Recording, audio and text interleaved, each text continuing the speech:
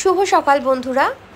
আর আজকে পূর্ব বর্ধমানের ভোট, তো সেই জন্য ধাত্রীগ্রাম যেতে হবে, কারণ আমার ভোটার কার্ডটা পূর্ব বর্ধমানের আর আমার বাড়ি ধাত্রীগ্রাম।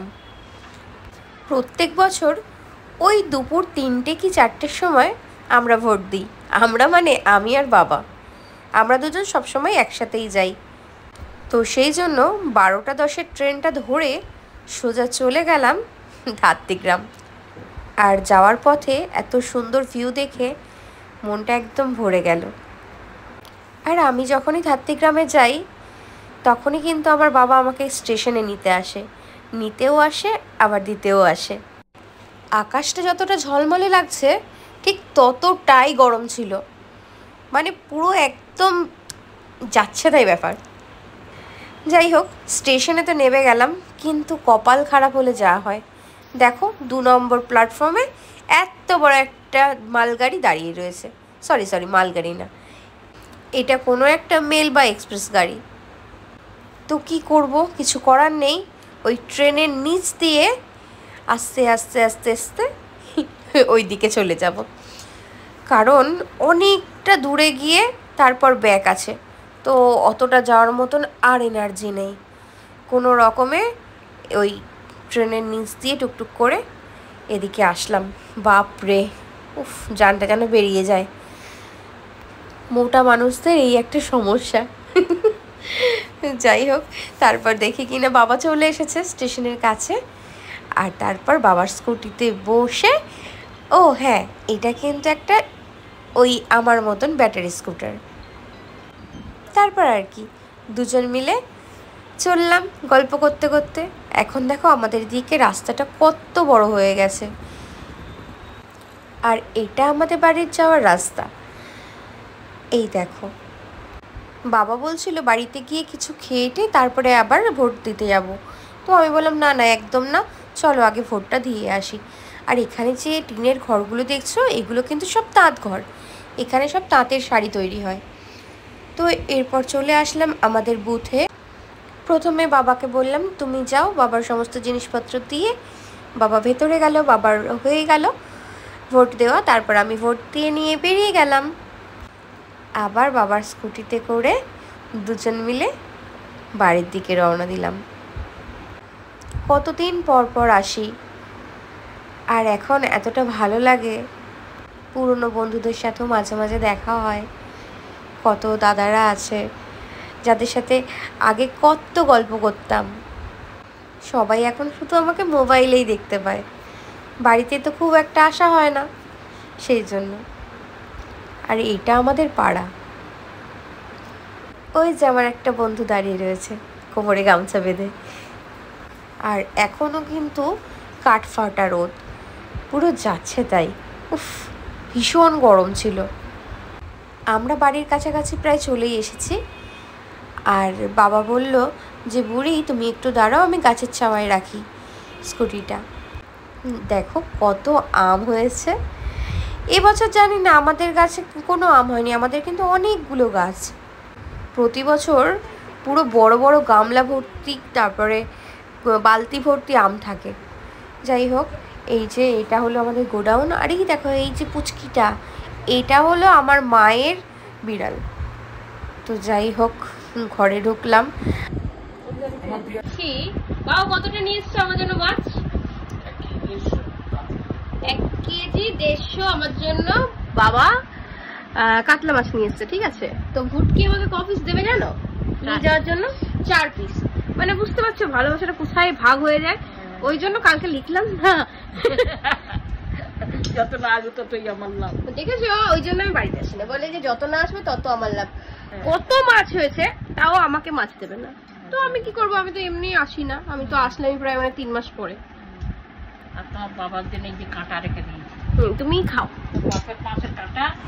যাক বাবা, ঝগড়া করে লাভ নেই, আগে তো ভালো মন্দ কিছু খেয়ে নিই।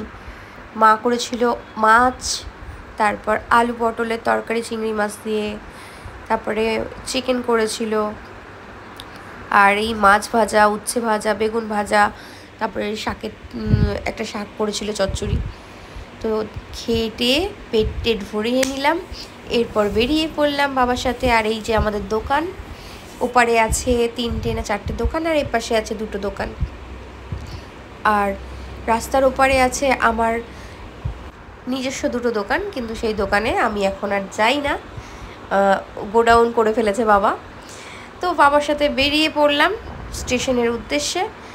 আর দেখো এই ব্যাগটা চরম ভারী ছিল, মোটামুটি যা আলু আছে এর ভেতরে আমার 1 মাস 1.5 মাস চলে যাবে।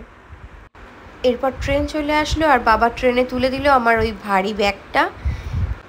তারপর বাবা আমাকে টাটা করে দিল। বাবা না সবসময় এইভাবেই তাকিয়ে থাকে যখনই আমি বাড়ি থেকে ফিরি। তারপর আর কি, এবার আমাকে যেতে হবে। তো এবার আমাকে বালির উদ্দেশ্যে রওনা দিতে হলো। আর ট্রেনে উঠে দেখছি প্রচুর ভিড়, বসার তো জায়গা পাইনি। ব্যান্ডেল স্টেশন আসার পরে একটা জায়গা পেলাম, এই যে বসেছি। মানে মা বাবার বাড়ি থেকে পুরোপুরি ব্যান্ডেল আসতে 1 ঘন্টা 15 মিনিট লাগে। তারপর ওখান থেকে আবার হাওড়া। তো আমি হাওড়া পৌঁছে গেলাম। ব্যাগটা এতটাই ভারী ছিল যে আমার ভীষণ অসুবিধা হচ্ছিল, তাই একটা রুমাল বার করে নিয়েছিলাম। তারপর স্টেশন থেকে বাইরে বেরোবে কি, আমার প্রিয় মানুষটা আমাকে দেখে হাসছে। সবসময় তো ওই বইয়ে দেয়। তো তারপর ও নিয়ে নিল ভারী ব্যাগটা, আর আমি একটু রিল্যাক্স করছিলাম। যেহেতু সারাদিন রোদের মধ্যে ঘেমে নিয়ে যাচ্ছে, তাই একটা ব্যাপার হয়েছে। তো ও বললো, বাবাই কিছু খাবি, চল একটু লেবু জল খাওয়া যাক। কিন্তু এখানে এসে একটু এই কাকুর সাথে কথা কাটাকাটি হলো, কারণ এই যে গ্লাস ভর্তি এক গ্লাস শরবত, যেটার মধ্যে হাফ পাতি লেবু দেওয়া হচ্ছে।